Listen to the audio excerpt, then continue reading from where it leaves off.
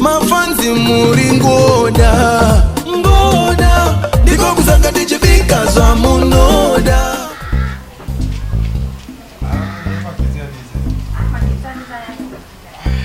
Aiwa kamunzanzanzi pakabatwa kamuka mutemo saka tumuka panogadzirwa magezi patunondese patinogara saka magezi achabatika manje saka hurumende yakutourunga zvekugadzira masola.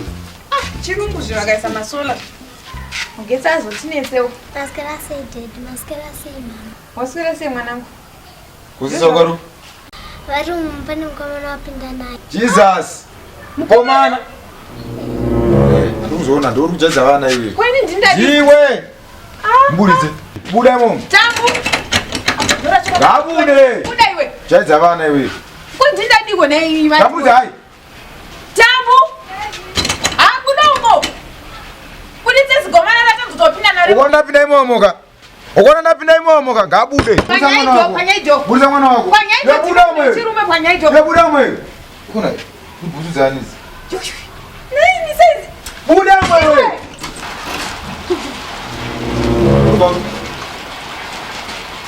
Ngoje.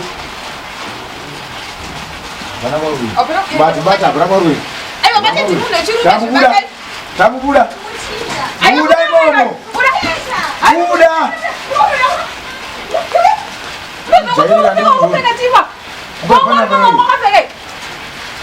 Tam. Anga jide.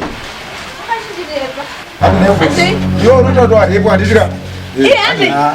Sirume kutimbira mwana. Mwana. Nei murume mukuru yao. Kunekumba kwangu. Chiza kumba kwako kutoya kuno. Kuzore pamwana. Office. Jeje ndeko. Musungwa uyu. Maine musungwa? Muso ndeko. Okumana iripa. Repi?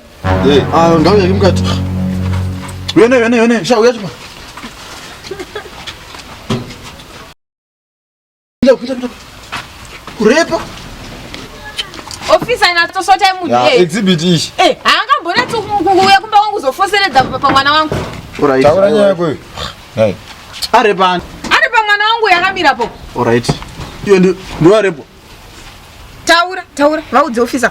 Ndo arepo here. Ndikudze chokwadika. Anomborepwa mukomana. Tatowirirana kuti titaretsese. Iwe ukuita lula nemwana wangu akabvisa chunhu kumba kwangu here iwe. Tawirirana mama. Kuna wangu ndiko. Ukwana ruzindo. Aiwa kana mai mapurisa hamsina kuzeura mwana. Aiwa. Zvamwa kwemedi isusu. Officer asi mwana nyaitwa imi. Aiwa. Ngaya mukati mwana, ngaya mukati. Pinda umo. Famba ngavaende vese kunhingikini koko. Nyonyora mapepa officer. Damage jendo wana kupi. Damage nganyori. Zvese ne damage. Mumbe yangu umaende chawana kupi papa. Pana. Ura docket. But iyo. Anga kapfekela. Iyo, ungapfekela? Ndana kapfeka. Kwete kupfeka kwehembe. Ndana ngapfeka here. Ungapfekela mkati. Ungapfekela. Musikana wangu officer ka. Saka musikana wangu officer. Nini ndipfekere?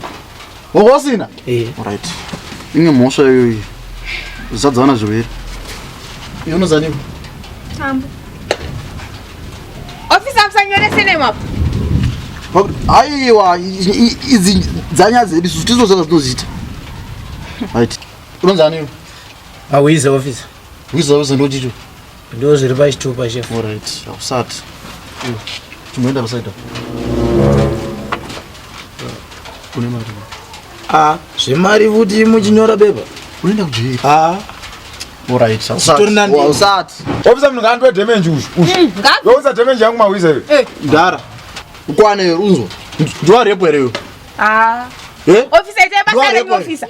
Iyo yamahemi chibva maenda kumane murume. Ndikusana mtu wako. Vepa. Chibva maenda.